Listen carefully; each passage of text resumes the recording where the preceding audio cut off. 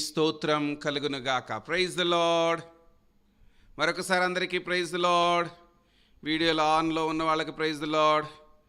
నేను మీ ముఖాలు చూస్తూ కూడా వాక్యం చెప్పాలని ఆశగా ఉంది, కానీ మీలో కొంతమందికి ఇబ్బందులు ఉన్నాయేమో, కాబట్టి చివరిలో నా కోరిక మేరకు ఆన్ చేస్తున్నారు. సంతోషం. కానీ నేను చెప్పేటప్పుడు మీరు నవ్వుతున్నారా, ఏడుస్తున్నారా చూడాలనిపిస్తుంది. మీ ఇంటి వాతావరణం బాగుంటే వీడియోలు ఆన్ చేయండి. ఇంటి వాతావరణ పరిస్థితులు అనుకూలంగా లేకపోతే వీడియోలు ఆఫ్ చేసుకోండి. ఎందుకంటే మళ్ళీ అందరూ చూడడం ఎందుకు, మంచిది. ఎందుకంటే వాక్యం చెబుతున్నప్పుడు మీ స్పందన మీ ముఖాలలో నాకు కనబడుతూ ఉంటే నాకు కొంచెం ఇంకా ప్రోత్సాహకరంగా ఉంటుంది. ఒకవేళ మీ ముఖాలలో చింత కనబడితే తొందరగా ఆపమన్నట్టుగా కూడా మీ ముఖాలలో వాల్ క్లాక్ నాకు కనబడుతుంది. సో అభ్యంతరాలు లేని వారు వీడియోలు ఆన్ చేసుకోవచ్చు. Thank you very much. నా మాట వెంటనే గౌరవించి ఆన్ చేసేసిన బ్రదర్స్ అండ్ సిస్టర్స్కి, ఆల్రెడీ ఆన్లో ఉన్న వాళ్ళకి కూడా నా వందనాలు, ఆన్ చేయని వాళ్ళకి కూడా నా వందనాలు. చేయలేదంటే వాళ్ళకి ఏదో వ్యక్తిగత సమస్యలు ఉండొచ్చు. మంచిది. ప్రియ దేవుని బిడ్డలారా, ఈ సమయంలో ధన్యతల 10వ భాగంలోకి మనం వెళుతూ ఉన్నాం. ఎవరు ధన్యులు అనేటువంటి అంశాన్ని మనం ప్రారంభించాం. ఈ దినం 10వ భాగంగా కీర్తనల గ్రంథం 1వ అధ్యాయం 1-2 వచనాలను మనం ధ్యానం చేస్తాం. కీర్తనల గ్రంథం 1వ అధ్యాయం 1-2 వచనములు. ప్రైజ్ లార్డ్ అమ్మా.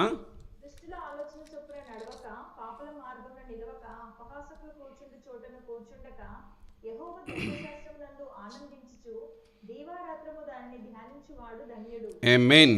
హల్లెలూయా. ధన్యుడు అనే మాట ఇక్కడ వ్రాయబడింది. క్రొత్త నిబంధనలో ధన్యులు అనేటువంటి మాట చెప్పగానే గ్రీకు భాషలో నుంచి తర్జుమా చేసి చెప్పాను. గ్రీకు భాషలో ధన్యులు అనే మాటకి క్రొత్త నిబంధనలో అనగా క్రొత్త నిబంధన గ్రీకు భాషలో ప్రప్రదంగా వ్రాయబడింది. పాత నిబంధన హెబ్రీ భాషలో ప్రప్రదంగా వ్రాయబడింది. ఆ తర్వాత మనం చదివే భాషలోకి ఒకదాని వెంబడి ఒక భాష తర్జుమా చేయబడి మన భాషలోనికి బైబిల్ గ్రంథం వచ్చింది. అయితే నేను క్రొత్త నిబంధనలో చెప్పినప్పుడు ధన్యులు అనే మాటకి మాకరియోస్ అనే గ్రీకు పదం వాడబడింది అని, దానికి 3 అర్థాలు ఉన్నాయి అని చెప్పాను. ఆ 3 అర్థాలు కూడా నేను క్రమంగా మీకు జ్ఞాపకం చేస్తూ వస్తూ ఉన్నాను. అయితే క్రొత్త నిబంధనలో ఈ బ్లెస్డ్ అనేటువంటి మాట కీర్తనల భాగంలో వ్రాయబడిన ఈ మాటకి హెబ్రీ భాషలో వ్రాయబడింది కనుక హెబ్రీ భాషలో మొట్టమొదటిగా ఈ మాటని ఏమని రాశారు అని చూస్తే ఆషేర్ అనే మాట వాడారు. ఆషేర్ ఆర్ ఓషేర్ అనే మాట వాడతారు హీబ్రూ లాంగ్వేజ్లో. దానికి 2 పదాలు, ఇంతకుముందు మనం చూసిన వాటిల్లోని 2 పదాలు హ్యాపీ అండ్ బ్లెస్డ్ అనే మాటలు వాడారు. సంతోషము మరియు సంతోషంగా ఉండేవారు లేదా మరియు ఆశీర్వదించబడిన వారు అని అర్థం. మంచిది. ప్రియ దేవుని బిడ్డలారా, కీర్తనకారుడైనటువంటి భక్తుడు ఈ కీర్తనల గ్రంథ ఆరంభంలోనే ధన్యులు ఎవరు ధన్యులుగా ఉండగలరో, ఎవరు శ్రేష్ఠులుగా ఉండగలరో ఈ వాక్యంలో స్పష్టంగా మాట్లాడతారు. వాస్తవంగా మానవుని ఆశీర్వదించడం దేవునికి ఇష్టం. ధన్యులు అనగానే ఆశీర్వదించబడిన వారు అనే మాటని ప్రప్రదంగా మనం గుర్తుపెట్టుకోవాలి. ఎందుకంటే ఇంగ్లీష్ భాషలో బ్లెస్డ్ అనే మాట వాడబడింది కాబట్టి ఎవరు ఆశీర్వాదకరమైన వారు, ఎవరు దీవెనకరమైన వారు. వాస్తవంగా దీవించడం దేవుని చిత్తం. ఆది మానవుణ్ణి సృజించిన వెంటనే దేవుడు దీవించాడు. మీరు ఫలించి అభివృద్ధి పొంది విస్తరించి భూమిని నింపండి అని. దీవించడం దేవునికి ఇష్టం. దేవుడు మానవుని దీవిస్తూనే ఉన్నాడు ఆది నుండి. ఈ కీర్తన 1వ సంకీర్తనలో మనం జ్ఞాపకం చేసుకుంటే కీర్తనకారుడు ఈ రీతిగా చెప్తున్నాడు. ఎవరు ధన్యులుగా ఉండగలుగుతారు అంటే ఈ 2 వచనాల ప్రకారంగా మొదటి వచనంలో మనం ఎక్కువ శాతం ఈ 1వ సంకీర్తన సండే స్కూల్కి క్రమంగా వెళుతూ వాక్యాన్ని క్రమంగా చదివే వాళ్ళకి బహుపరిచయమైనటువంటి లేఖనం ఇది. చూడకుండా కూడా చెప్పగలుగుతారు. దుష్టుల ఆలోచన చొప్పున నడువక, పాపుల మార్గమును నిలువక, అపహాసకులు కూర్చుండు చోటున కూర్చుండక, యెహోవా ధర్మశాస్త్రమునందు ఆనందించుచు దివారాత్రము దానిని ధ్యానించువాడు ధన్యుడు. ఇంకా కిందికి కూడా చెప్పుకుంటూ వెళ్ళొచ్చు, కానీ మన ధ్యానం ప్రస్తుతం ఈ 2 వచనాలలోనే. ఈ లేఖనంలో మనం గమనిస్తే మొదటి వచనంలో ఏవైతే చేయకూడదో అవి వ్రాయబడ్డాయి. రెండవ వచనంలో ఏవి చేయాలో వ్రాయబడ్డాయి. మన జీవితం ధన్యకరంగా ఉండాలంటే మొదటి వచనంలోని సంగతులు చేయకూడదు, అనగా మొదటిగా దుష్టుల ఆలోచన చొప్పున నడవకూడదు, రెండవది పాపుల మార్గమున నిలవకూడదు, మూడవది అపహాసకులు కూర్చుండే చోటున కూర్చుండకూడదు. లేఖనం ఈ రీతిగా సెలవిస్తుంది. ఇంగ్లీష్ భాషలో మనం చూస్తే, blessed is the man that walketh not in the council of the ungodly, nor standeth in the way of sinners, nor sitteth in the seat of the scornful అనేటువంటి మాట, స్కోర్న్ఫుల్ అనే మాట, ఇవి నేను బహు వివరంగా తెలియచేస్తాను. దుష్టులు, పాపులు, అపహాసకులు, ఈ 3 రకాల మనుష్యులను గురించి బైబిల్ గ్రంథంలో మనకి తెలియచేయబడుతూ ఉంది. ప్రియులారా, ఏం చెయ్యకూడదో మొదటిగా చెప్తున్నాడు, ఏం చెయ్యాలో రెండవదిగా చెప్తున్నాడు. మొదటి వచనములోనిది ఆచరించకపోతే రెండవ వచనములో మనము ధన్యులం కాలేం వచనం ప్రకారంగా. మరి కొంతమంది ఉంటారు, మొదటి వచనములోని సంగతులు మరి చేస్తూ రెండవ వచనంలోని సంగతి కూడా చేస్తారు. అంటే పాపపు జీవితం జీవిస్తూనే ధర్మశాస్త్రమును ధ్యానిస్తూ ఉంటారు. మనలో కొంతమంది అటు ప్రార్థన చేస్తారు, ఇటు పాపము చేస్తారు, అటు భక్తి చేస్తారు, ఇటు భుక్తి కొరకు లోకాన్ని వెంబడిస్తారు. ఈ 2 చేసేవారి జీవితాలు కూడా ఆశీర్వాదకరంగా ఉండలేవు. ఉంటే వెచ్చగానైనా ఉండాలి, లేదా చల్లగానైనా ఉండాలి. నులివెచ్చని స్థితిలో ఉంటే వారిని నా నోట నుండి ఉమ్మి వేస్తాను అని ప్రభు చెప్పారు. కాబట్టి మనము మొదటిగా ధన్యులుగా ఉండాలంటే చేయకూడనివి మానాలి, చేయవలసినది చెయ్యాలి. అందుకే చేయకూడనిది ఏంటో మొదటిగా నేను జ్ఞాపకం చేస్తాను. ఇక్కడ 3 సిన్ఫుల్ క్లాసెస్ మనం చూస్తాం. 3 రకాల తరగతులు ఇక్కడ ఉన్నాయి. 3 రకాల మనుష్యులు ఇక్కడ మనకు కనబడుతూ ఉన్నారు. నంబర్ 1, దుష్టులు. ఇంగ్లీష్ భాషలో అన్గాడ్లీ పీపుల్ అని వాడారు. అన్గాడ్లీ, దుష్టులు అనే మాటకి అన్గాడ్లీ అనే మాట వాడారు. దాన్ని హెబ్రీ భాషలో ఒరిజినల్ మూలం చూస్తే రాషా అనేటువంటి మాట, RASHA, రాషా అనేటువంటి మాట. దానికి తర్జుమా చేసినటువంటి 3 పదాలు గుర్తు చేస్తాను. మోరలీ రాంగ్, రెండవది యాక్టివ్లీ బ్యాడ్, మూడవది వికెడ్, నాలుగవది అన్జస్ట్. గమనించండి, దుష్టులు అంటే దేవునిని కలిగి ఉండని దైవ భయం లేని మనుషులు. అంటే వాళ్ళకి నైతిక విలువలు లేని తప్పుడు ఆలోచనలు కలిగిన వారు. మోరలీ రాంగ్, నైతిక విలువలు లేని వాళ్ళు, మోరల్స్ లేని వాళ్ళు అంటారు. కొంతమంది హృదయంలో ఒక నైతికత అనేది లేకపోతే ముందు వెనక ఆలోచించకుండా అరాచకాలకి ఒడికట్టే వాళ్ళు అయిపోతారు, పైశాచికత్వానికి ఒడికట్టే వాళ్ళు అయిపోతారు. మోరల్ ఎథిక్స్ లేని వాళ్ళ పరిస్థితి అలా ఉంటుంది. ప్రియదేవుని పిల్లలారా, అది చేసే ఇలాంటి మనుషులు ఎవరైనా ఉంటే వాళ్ళ జోలికి వెళ్ళొద్దు, వాళ్ళతో నడవద్దు, వాళ్ళ కౌన్సిలింగ్, వాళ్ళ ఆలోచన తీసుకోకూడదు, వాళ్ళతో డిస్కషన్ చేయకూడదు. వాళ్ళకే మోరల్స్ లేనప్పుడు, నైతిక విలువలు అన్నవి వాళ్ళకి లేనప్పుడు ఎదుటి వ్యక్తికి ఏం చెప్పగలుగుతారు? వారు చేస్తున్న అనైతిక సంగతులనే తెలియచేసి అలాగే బ్రతకమని ప్రోత్సహిస్తారు. అలాంటప్పుడు వాళ్ళ సలహాలు మనకెందుకు? అంత మాత్రమే కాదు, యాక్టివ్లీ బ్యాడ్, వాళ్ళ యాక్టివిటీస్ అన్నీ కూడా చెడుగానే ఉంటాయి. వికెడ్ పీపుల్, భక్తిహీనులుగా ఉంటారు. అన్జస్ట్ పీపుల్ అనొచ్చు. అన్జస్ట్ అంటే న్యాయం లేని వారుగా ఉంటారు. అనగా హెబ్రీ భాషలో రాషా అనేటువంటి మాటకి ఈ పదాలు తర్జుమా చేయబడ్డాయి దుష్టుల గురించి. వీళ్ళని అన్గాడ్లీ పీపుల్ అన్నారు. దయచేసి ఇలాంటి నైతిక విలువలు లేని, చెడు కార్యక్రమాలు జరిగించే, భక్తిహీనపు స్థితిలో ఉండే, అన్యాయపు స్థితిలో ఉండేటువంటి ఇలాంటి మనుష్యుల యొక్క సంగతి జాగ్రత్తగా చూసుకొని వాళ్ళ ఆలోచన కోసం వెళ్ళొద్దు, వాళ్ళ కౌన్సిలింగ్ కోసం వెళ్ళొద్దు.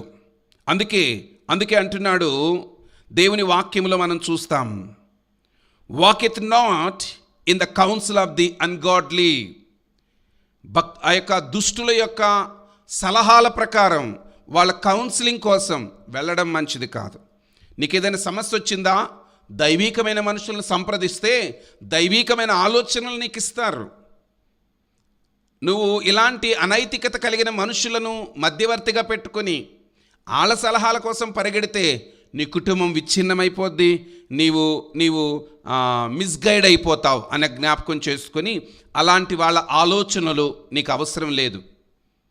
దేవుని సంబంధితమైన మనుషుల ఆలోచనలు, దేవుని ఆలోచనలు గుర్తించాలి.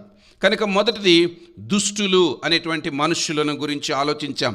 ఈ దుష్టులు ఇటువంటి వారి ఆలోచన చొప్పున నడవకూడదు, అనగా అట్టి వారి సలహాలను పాటించకూడదు. నీ సమస్యను వారి దగ్గరికి తీసుకెళ్ళి వారి యొక్క అనైతికమైనటువంటి జ్ఞానంతో చెప్పే అజ్ఞానపు సలహాలను పాటించి నీ జీవితాన్ని నాశనం చేసుకోకూడదు.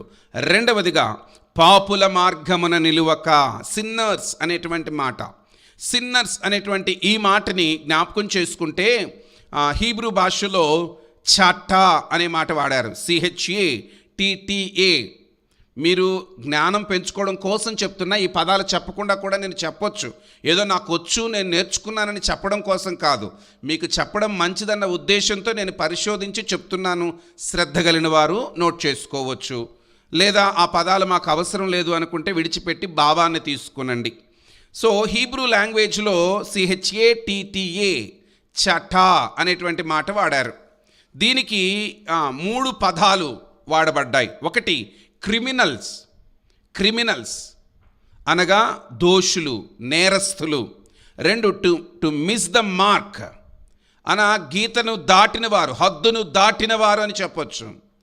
3వది pass the limits of the law. They pass the limits of the law అనగా చట్టము యొక్క హద్దులను దాటారు, లేక చట్టాన్ని అతిక్రమించిన వారు సిన్నర్స్.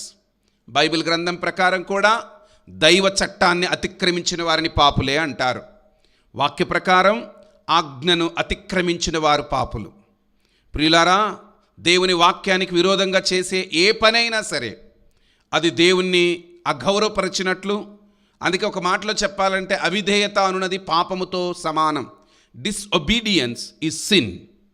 అవిధేయత అనున్నది పాపమే. కాబట్టి నేను మీకు జ్ఞాపకం చేస్తున్నాను. రెండవదిగా పాపులు అనేటువంటి వాళ్ళు ఎక్కడైతే నిలబడి మాట్లాడుతుంటారో వాళ్ళ మధ్యలో నువ్వు నిలబడకూడదు. అంటే పాస్టర్ గారు వాళ్ళని ద్వేషించాలా? ద్వేషించొద్దు. ప్రేమించాలా? ప్రేమించాలి. మరి ఎలా ప్రేమించాలి? దైవ ప్రేమను వాళ్ళకి పరిచయం చేయడానికి ప్రేమించాలే తప్ప ఆ పాపులు నిలబడిన స్థలంలో నిలబడితే నీవు కూడా పాపివిగా ఎంచబడతావు. అంత మాత్రమే కాదు, బలహీనమైన స్థితిలో ఉన్నవారు వారి పాప కార్యాలలో పాలు పంచేసుకుంటారు. వాస్తవంగా ప్రభువైన యేసుక్రీస్తు పాపాత్మురాలైనటువంటి స్త్రీని, సమరయ స్త్రీని పలకరించడానికి మిట్ట మధ్యాహ్నం 12 గంటలకి యాకోబు దావి దగ్గరికి వెళ్ళాడు. ఉద్దేశం ఏంటి అంటే ఆమెను రక్షణలోనికి తీసుకురావాలని ఉద్దేశం. అందుకే ప్రభువుకున్న తత్వం ఏంటో తెలుసా అండి?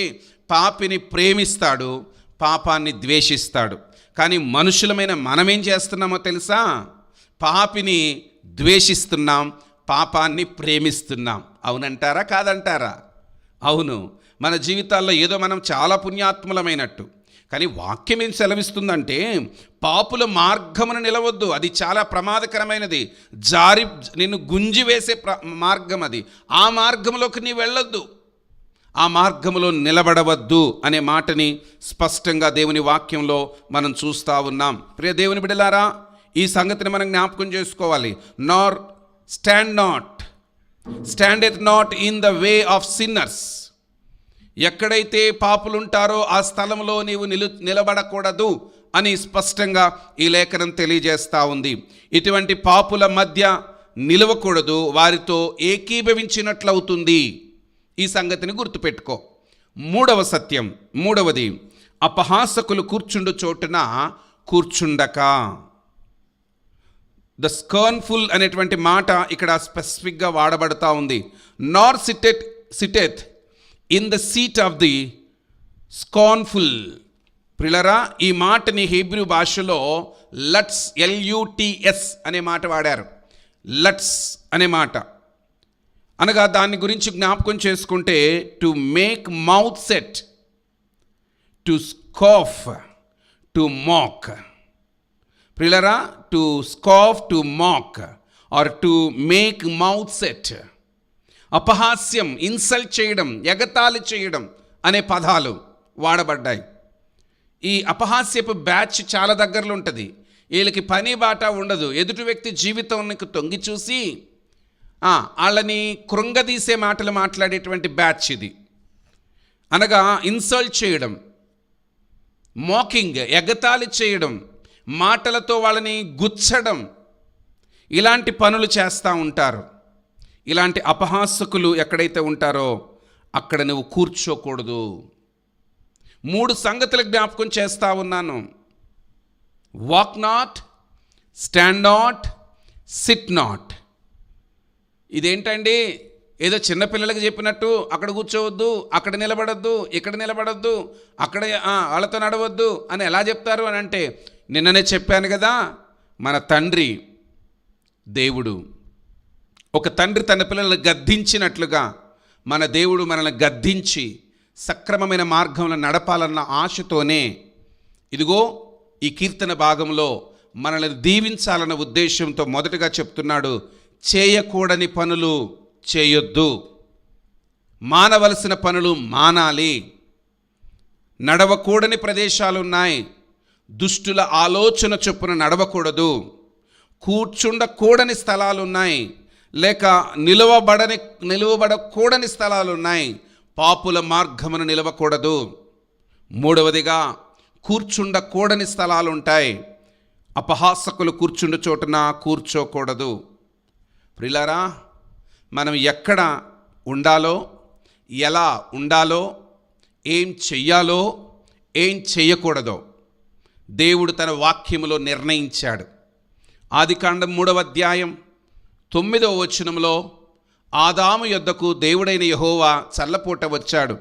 ప్రతి దినము ఆయన చల్లపూట వచ్చి ఆదాము హవ్వలను పలుకరించేటువంటి మంచి ఆనవాయితీ అలవాటు ఉండేది. కానీ ఆ దినం దేవుడైన యెహోవా రెగ్యులర్గా వచ్చినట్టే వచ్చాడు. ఆదికాండం 3:9లో దేవుడైన యెహోవా ఆదామును పిలిచి, నీవు ఎక్కడ ఉన్నావు అని అడుగుతూ ఉన్నాడు. ప్రియ దేవుని బిడ్డలారా, నీవు ఎక్కడ ఉన్నావు అని అడుగుతూ ఉన్నాడు. ఆదామా, నువ్వెక్కడ? Where are you? ఎక్కడ ఉండాలి, ఎక్కడ ఉంటున్నావు? నేను వస్తున్నానని తెలిస్తే ఆదాము ఏం చెయ్యాలండి? చెట్ల చాటుకు వెళ్ళాలా? సృష్టికర్తైన దేవునికి ఎదురుగా వెళ్ళాలా? ప్రతిదినము సృష్టికర్తైన దేవునికి ఎదురుగా వెళ్ళే ఆదాము ఈరోజు దేవుడైన యెహోవా ఆ చల్లపూట అక్కడికి వచ్చినప్పుడు ఆదాము చెట్ల చాటున ఉన్నాడు, హవ్వ చెట్ల చాటున ఉన్నది. ఆయనకు ఎదురుగా వెళ్ళవలసినటువంటి ఆదాము అందుకంటున్నాడు, ఆదాము నీవు ఎక్కడ ఉన్నావు? ఈరోజు విశ్వాసిగా నిన్ను కూడా అడుగుతున్నాడు, నా కుమార్తె, నా కుమారుడా, నువ్వెక్కడున్నావు? ఉండకూడని స్థలాల్లో ఉన్నావా? వెళ్ళకూడని స్థలాలకు వెళుతున్నావా? చేయకూడని పనులు చేస్తున్నావా? కూర్చోకూడని మనుషులతో కూర్చుంటున్నావా? జాగ్రత్త. నీవు వాళ్ళ కార్యకలాపాలలో పాలు పంచుకోకపోవచ్చు, కానీ చెడు నడిపిస్తున్న ఆ మనుషుల మధ్యలో ఉండి నీ కళ్ళ ఎదుట వారు చెడు చేస్తున్నప్పటికీ కూడా నువ్వు మౌనంగా కూర్చున్నావు అని అంటే నీవు వారితో ఏకీభవిస్తున్నావు అని అర్థం. అనగా నీవు వారి చెడుతనాన్ని ప్రోత్సహిస్తున్నావు. నా ప్రమేయం ఏమీ లేదండి అని నీవు అనొచ్చు. అసలు నీవు వెళ్ళకూడని స్థలాలు కొన్ని ఉన్నాయి, నువ్వు కూర్చోకూడని స్థలాలు కొన్ని ఉన్నాయి, నువ్వు కలవకూడని పరిస్థితులు కొన్ని ఉన్నాయి. దేవుని పిల్లలమైన మనము పరిశుద్ధ రక్తంలో కడగబడ్డాం, క్రీస్తు రక్తంలో కడగబడ్డాం. భయంకరమైనటువంటి పాపపు ఊబిలో నుంచి బయటకు వచ్చాం. మరలా ఆ పరిసరాలలోనికి వెళ్ళడం మంచిది కాదు. మరలా అలాంటి వ్యక్తులతో కలిసి తిరగడం మంచిది కాదు. వాళ్ళని ద్వేషించమని నేను చెప్పట్లేదు. వారితో కలిసి నీవు మరలా స్నేహాన్ని కొనసాగించడం వల్ల మరలా నీవు శోధించబడే ప్రమాదం ఉంది. నీవు నిశ్చయంగా ప్రభువు బిడ్డగా పాపాన్ని విడిచిపెడితే నీకు ఆశీర్వాదం ఉంటుంది. కానీ మనం బలహీనులం అండి. ఒకసారి రక్షించబడి జీవితాంతం ఆ రక్షణను కాపాడుకోవాలి. కానీ దినము జారిపోతూ ఉన్నాం, దినము పడిపోతూ ఉన్నాం. మన శరీర తొందర చేస్తుంది, మన ఉద్రేకాలు తొందర చేస్తాయి, మన తత్వాలు తొందర చేస్తాయి. అందుకే ప్రియ దేవుని బిడ్డ, ప్రాముఖ్యంగా ఇదిగో మన యవన పిల్లలు ఎక్కడున్నారు? మనం యవనస్తులే జారిపోతున్నారు అనుకుంటున్నాం. కానీ నేటి దినాలలో పెద్దలు సహితం, వృద్ధులు సహితం భయంకరమైనటువంటి పాపపు బలహీనతల్లోనికి దిగజారిపోతూ ఉన్నారు. ఇదిగో దుష్టుల మధ్య కూర్చోవడం వాళ్ళకి ఆనందం అనిపిస్తుంది, పాపుల మధ్య నిలబడడం వాళ్ళకి ఆనందం అనిపిస్తుంది. అపహాసకుల మధ్య కూర్చుంటే అపహాసకులు ఏం చేస్తారండి? వాళ్ళని వీళ్ళని కించపరిచి నవ్వుకుంటారు, ఎగతాళి చేస్తారు, మాకింగ్. ఇది ఆ ఎదుటి వ్యక్తి మానసిక స్థితిని ఎంత కృంగదీస్తుంది ఆలోచించారా? చాలామంది అంటారు, నేనేం చూడను పాస్టర్ గారు, టీవీలో కామెడీస్ చూస్తాను, జోక్స్ చూస్తాను. ఏమున్నాయి ఆ జోక్స్లో? ఎవరో ఒక వ్యక్తి ఎదుటి వ్యక్తిని వ్యంగ్యంగా మాట్లాడడం, తక్కువ చేసి మాట్లాడడం, తద్వారా ఆ వ్యక్తి నలిగిపోతూ ఉంటే జోక్ వేసిన వ్యక్తిని బట్టి అందరూ ఆనందించడం. వీటిల్లో కూడా వెటకారపు మాటలు అధికంగా ఉంటాయి, వ్యంగ్యపు మాటలు అధికంగా ఉంటాయి. ప్రభు బిడ్డలారా, దేవుడు నిన్ను ప్రేమిస్తున్నాడు. ఈ కరోనా కాలంలో రాకడ సూచనలు ఎన్నో ఉన్నాయి. ఆయన త్వరగా రాబోతున్నాడు. ఆయన రాకడ ఆలస్యమైన మన పోకడ దగ్గరలో ఉంది. ఇదిగో ఇలాంటి చిన్న చిన్న బలహీనతలు సహితము విడిచిపెట్టకపోతే మనం ధన్యులం కాలేం. అపహాసకులు కూర్చుండే చోటున కొంతమంది టైంపాస్ కోసం వెళ్ళి నలుగురు మధ్యలో కూర్చొని వ్యంగ్యపు మాటలతో ఏకీభవిస్తూ ఉన్నారు. ఇది సరి అయినది కాదు అనేటువంటి మాటను గుర్తుపెట్టుకుందాం. సో ఏం చెయ్యకూడదో మొదటి వచనంలో చెప్పాడు, రెండవ వచనంలో ఏం చెయ్యాలో చెబుతూ ఉన్నాడు. అంటే ఆదాము దగ్గరికి వచ్చినప్పుడు ఆదామా ఎక్కడున్నావు అని అడగడంలో ఆదాము ఎదుర్కొనవలసిన స్థితిలో ఉన్నాడు, కానీ దాగుకున్న స్థితికి వెళ్ళిపోయాడు. కారణం ఏంటో తెలుసా? దేవుడు ఎక్కడ ఉంచాడో అక్కడ ఉండలేదు. దేవుడు ఏది చెయ్యొద్దన్నాడో అది చేసేశాడు. అందుకే దేవునికి ఎదురుగా రాలేకపోతూ ఉన్నాడు. ఈరోజు నీ జీవితంలో దేవుని ఎదుర్కోవడం, దేవుని సన్నిధిని అనుభవించడం, దేవుని అభిషేకాన్ని అనుభవించాలంటే నీ హృదయంలో పాపము నిలిచి ఉంటే ఆయన సన్నిధిలోనికి ధైర్యంగా రాలేవు. ఆయన కృపాసింహాసనం యొద్దకు ధైర్యముగా రావాలంటే క్షమించబడిన హృదయం, శుద్ధీకరించబడిన హృదయంతో తప్ప ఆయన దగ్గరికి ధైర్యంగా రాలేం. నీ పాపము నిన్ను గుచ్చుతూ ఉంటుంది కనుక దేవుని సన్నిధిలో యథార్థంగా ఒప్పుకోవాలి. ఆయన దయా కృప కనికరములు కలిగిన వాడు కనుక చెప్తూ ఉన్నాడు కదా, ఆయన దగ్గరకు వస్తే చాలు. సో మొదటిగా దుష్టుల ఆలోచన చొప్పున నడవకూడదు, పాపుల మార్గమును నిలబడకూడదు, అపహాసకులు కూర్చుండే చోటున కూర్చోకూడదు. మరి ఏం చెయ్యాలి? రెండవ వచనం, యెహోవా ధర్మశాస్త్రమునందు ఆనందించుచు దివారాత్రము దానిని ధ్యానించువాడు ధన్యుడు. ప్రియ దేవుని బిడ్డలారా, ఈ మాటను గుర్తుపెట్టుకోవాలి. యెహోవా ధర్మశాస్త్రమందు ఆనందించాలి. But his delight in the law of the Lord and on his law he meditates day and night. చాలామంది, ఏంటి పాస్టర్ గారు మీరు పాస్టర్లు కాబట్టి మీకు ఇంక వేరే పని లేదు కాబట్టి డే అండ్ నైట్ మీరు చదువుకోవాలి. మాకు చాలా పనులు ఉన్నాయి, మాకు చాలా చాలా చాలా చాలా కార్యక్రమాలు ఉన్నాయి. ఒక మాట చెప్తాను, దావీదును గుర్తు చేయకుండా ఉండలేనుగా. నిన్న నెగిటివ్స్ కూడా చెప్పాను కొంచెం బాధతో, నా ఫేవరెట్ అయిన దావీదుని గురించి. మంచి తండ్రి కాలేకపోయాడు అని. కానీ మరలా ఈరోజు పాజిటివ్ చెప్పబోతున్నాను దావీదు భక్తునిలో నుంచి. దావీదు గమనించండి, దేవుని వాక్యమును అధికంగా ప్రేమించిన వాడు ఆయన. దేవుని వాక్యం అంటే పిచ్చి ఆయనకి. దేవుడు అంటే చాలా ఇష్టం దావీదు భక్తునికి. అందుకే ఆ దావీదు ఏం చేస్తున్నాడో తెలుసా అండి? దేవుని ధర్మశాస్త్రంలో ఆనందాన్ని వ్యక్తపరుస్తాడు. నేను అంటున్నట్లుగానే తీరిక లేని వాళ్ళు దివారాత్రులు డే అండ్ నైట్ ఎలా చదవగలరంటారా? మరి భక్తుడైన దావీదు తన అనుభవంలో నుంచి చెబుతూ ఈ వాక్యాన్ని ఆయన ఎప్పుడు ధ్యానిస్తూనే ఉంటాడట. ఆయన చాలా బిజీ పర్సన్, గొప్ప రాజ్యానికి రాజు. ఒక్కసారి మనమందరం 119వ కీర్తనలోనికి వెళ్ళిపోదామా? కొద్దిసేపు 119వ కీర్తనలో ఉంటాం మనం. అందరూ తెరిచి ఉంచండి, నేనే చదువుతాను. ఒక్కొక్క వచనం చెబుతూ నేను చదువుతాను. 119వ సంకీర్తన 24వ వచనాన్ని మొదటగా నేను చదువుతాను, చూద్దాం. నీ శాసనములు నాకు సంతోషములు, అవి నాకు ఆలోచనకర్తలై ఉన్నవి. మొదటిగా అంటున్నాడు, నీ శాసనములు నాకు సంతోషకరములు. ఏమండి, శాసనాలు సంతోషం అంటే వాక్యం సంతోషం అని. ధర్మశాస్త్రమునందు ఆనందించుచు అంటే సంతోషించుచు అని అర్థం. ఆ స్టేట్మెంట్ భక్తుడైన దావీదే చెప్తున్నాడు, నీ శాసనములు నాకు సంతోషములు అని. 35వ వచనంలో మనం చూస్తే, నీ ఆజ్ఞల జాడను చూచి నేను ఆనందించుచున్నాను అంటాడు. నీ ఆజ్ఞల జాడను చూచి నేను ఆనందించుచున్నాను. చూడండి, వాక్యానికి పర్యాయ పదాలు, సిననిమ్స్ అంటారు. పర్యాయ పదాలు ఎవరు వాడుతున్నారండి? భక్తుడైన దావీదు. మీకు ఓపిక తీరిక ఉన్నప్పుడు మీరు ఏం చేయాలి అని అంటే 119వ కీర్తనలో వాక్యమునకు ఉన్నటువంటి పర్యాయ పదాలను మీరు కలెక్ట్ చేయండి. వాక్యానికి చాలా రకరకాల పదాలు అందులో వాడబడ్డాయి.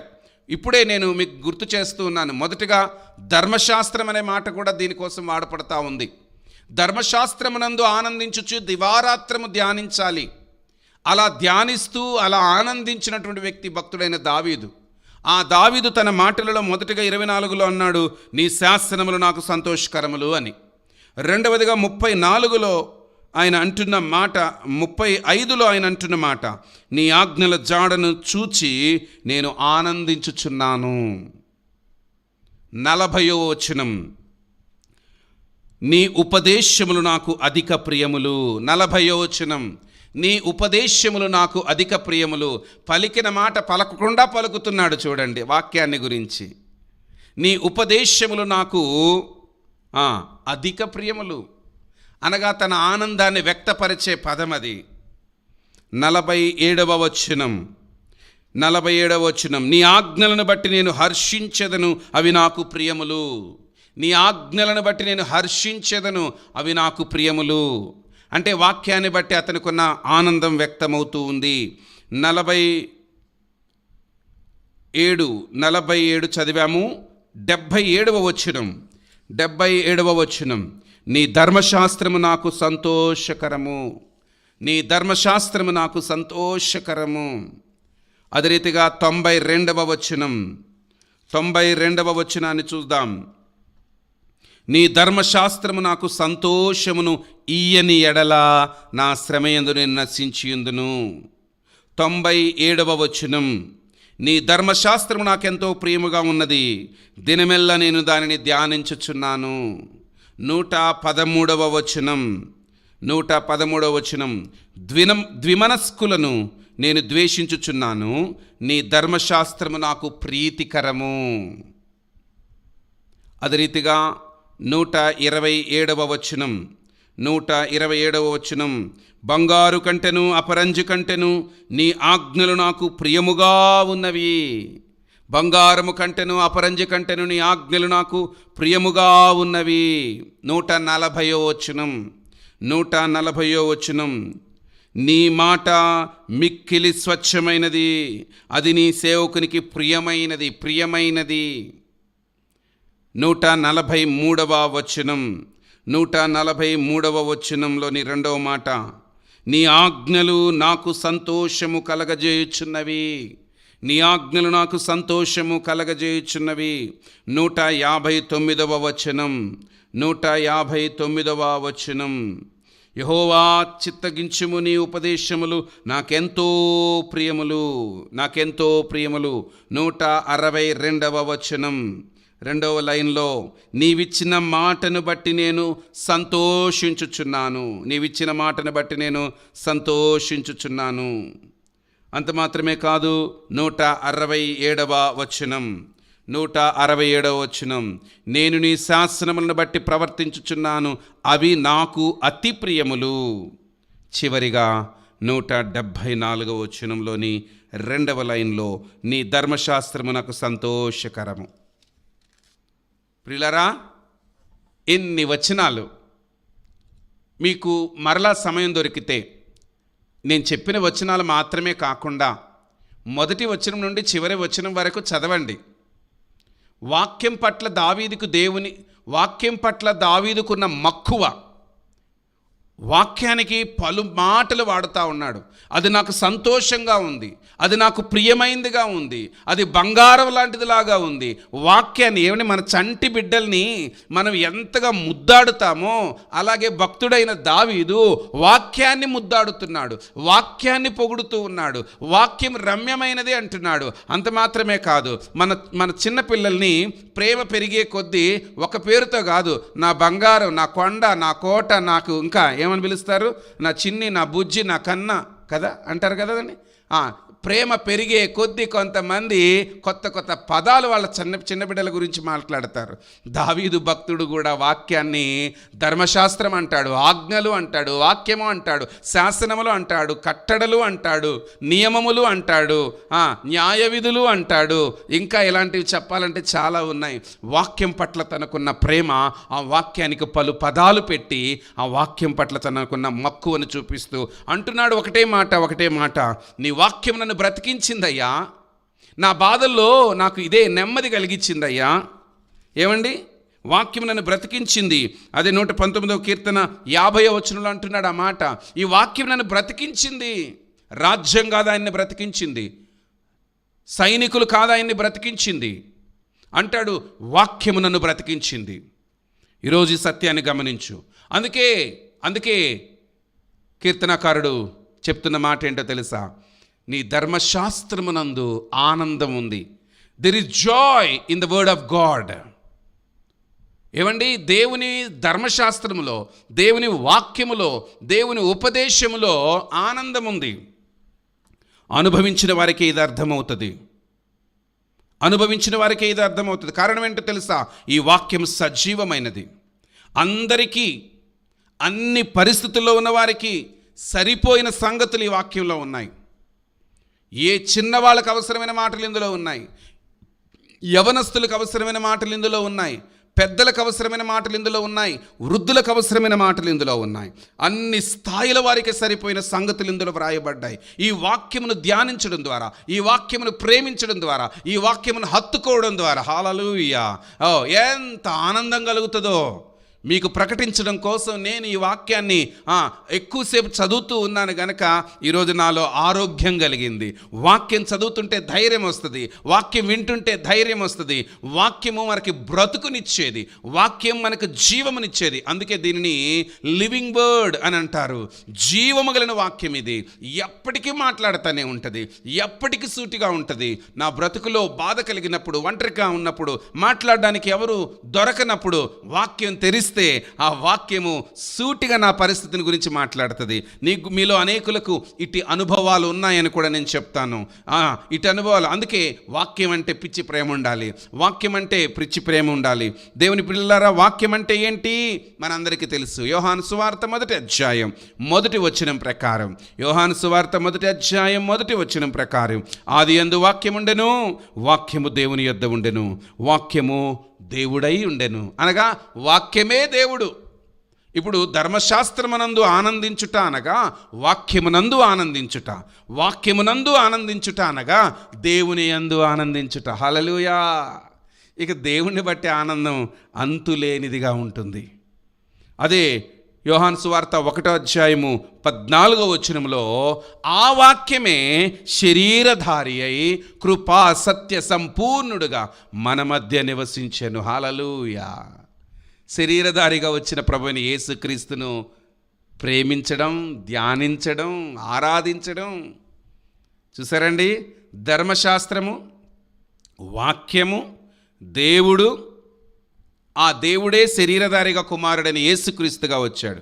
ఇప్పుడు చెప్తున్నాను, ధర్మశాస్త్రమునందు ఆనందించుచు అనగా వాక్యమై ఉన్న దేవుని యందు ఆనందిస్తూ రక్షకుడైన యేసుక్రీస్తునందు ఆనందిస్తూ ఉంటే ఒక దినం కాదు, ఒక రాత్రి కాదు, దివారాత్రములు ధ్యానించిన తక్కువే. హల్లెలూయా. అందుకే భక్తుడైన దావీదు ఉదయకాలం సాయంత్రం నైవేద్యాలు అర్పించేవాడట. దినమునకు 7 మారులు ఆయనను స్తుతించేవాడట. వాక్యంలో అంత ఆనందం ఉందండి. చెప్తున్నా, నేను ఆనందిస్తున్నా, వింటున్న మీరు ఆనందిస్తున్నారో లేదో నాకైతే తెలియదు. హల్లెలూయా. అది గొప్ప ఆనందం. అందుకే భక్తుడైన దావీదు మొదటి కీర్తనలో అంటున్న మాట ఏంటో తెలుసా?